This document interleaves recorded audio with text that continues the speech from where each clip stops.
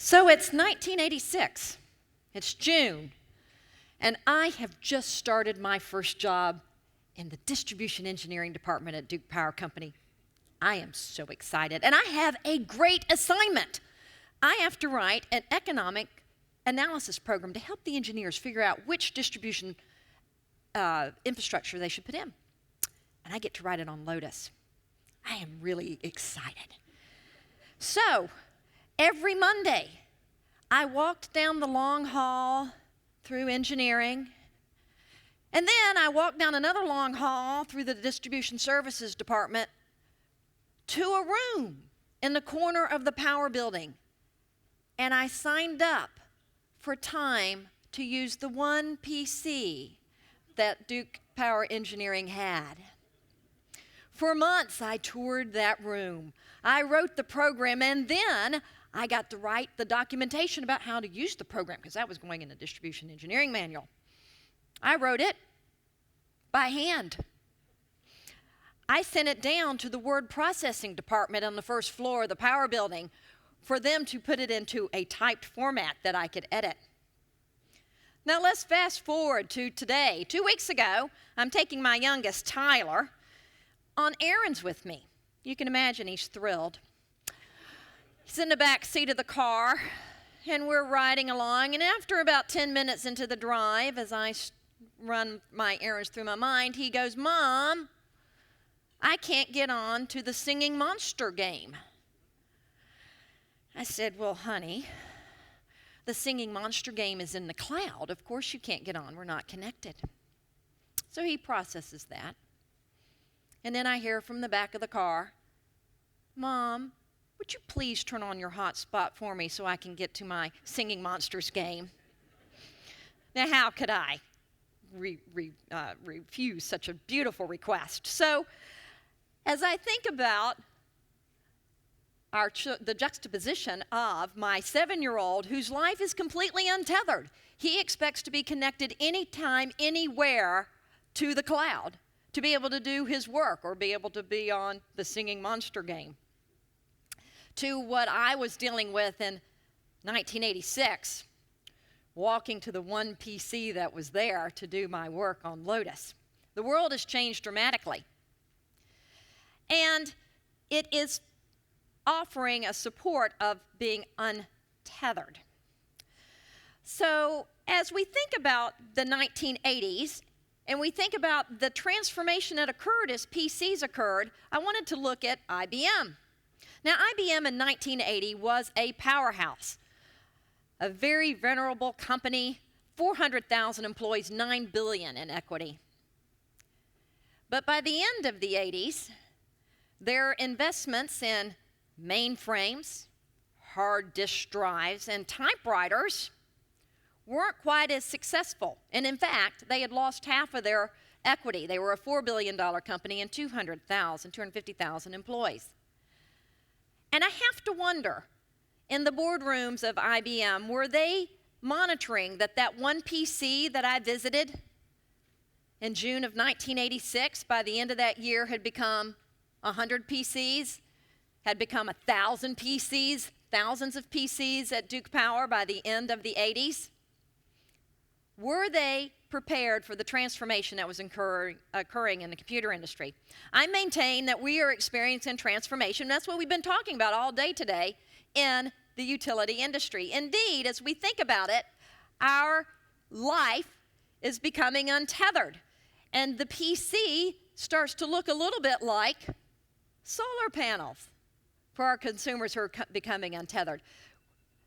Ann Burrick is so correct. We have a tremendous success in Massachusetts with solar energy, with over 200 megawatts just on the Northeast utility system alone. And it's growing. I heard a stat the other day that every 4 minutes somebody's installing solar on their roof here in the New England region. So that's a tremendous accomplishment. But it bodes questions for us as we think about the utility infrastructure. I am proud to say at Northeast Utilities, we're not waiting.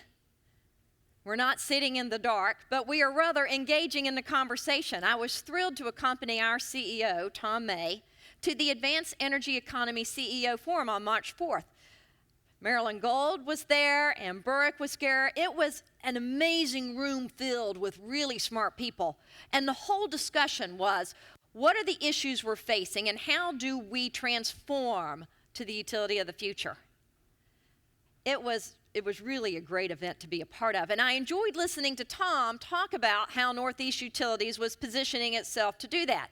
Now, Northeast Utilities, we have 8,600 employees, and we are singularly focused on our mission of delivering reliable energy and superior customer service. We manage over 4,200 miles of transmission line, 72,000 miles of distribution line, and 8,600 miles of pipeline.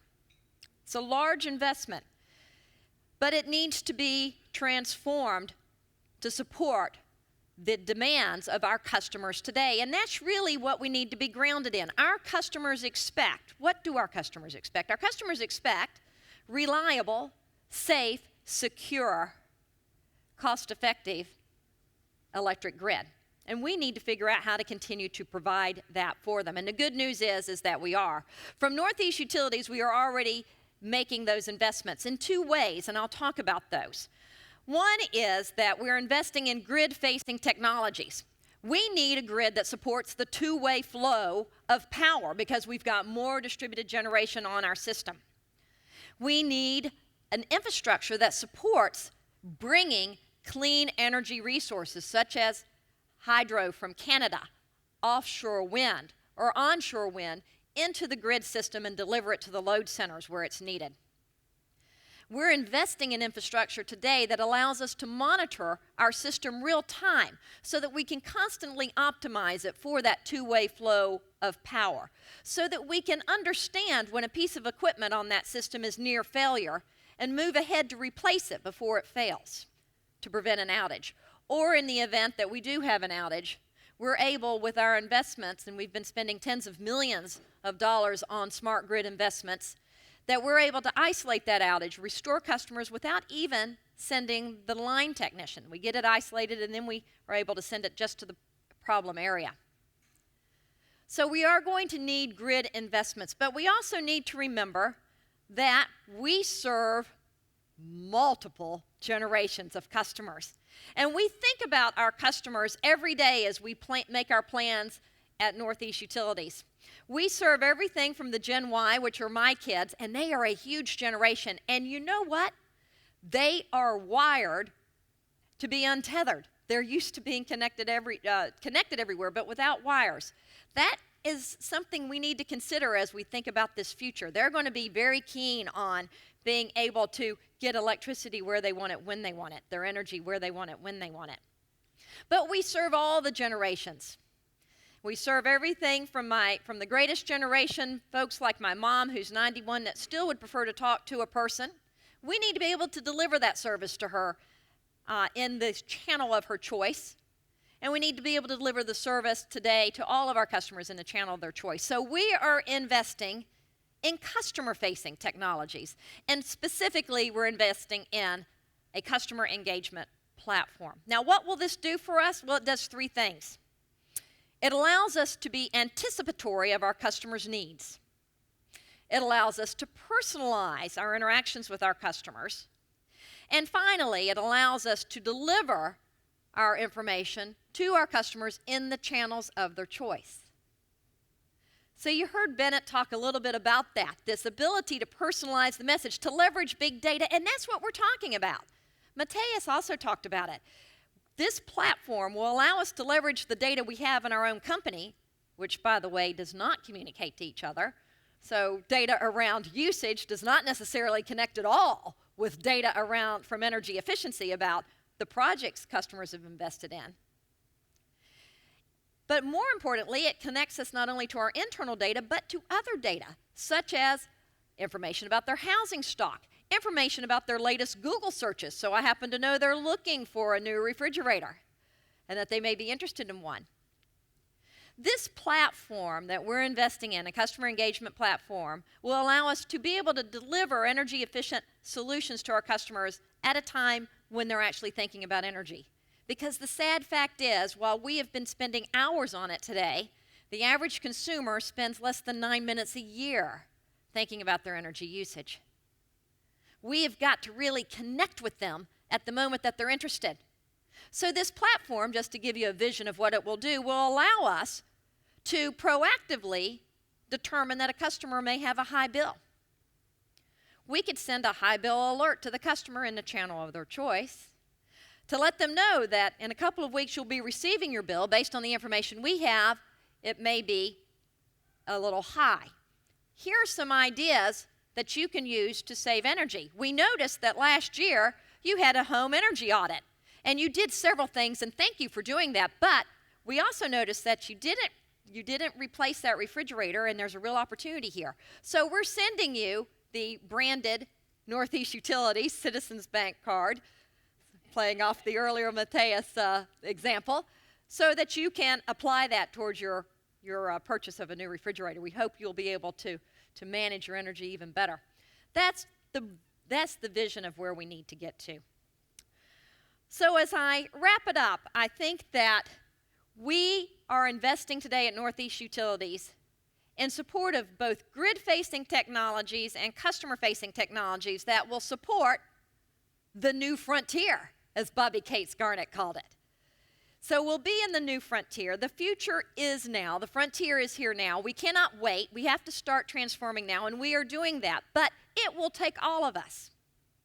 Sue opened today and talked about the knowledge, the passion, and the expertise that are in this room. And that is what is so powerful. We continue to work together to leverage the knowledge and passion and expertise. And fortunately, we have visionary leaders in the states of Massachusetts, Rhode Island, Connecticut.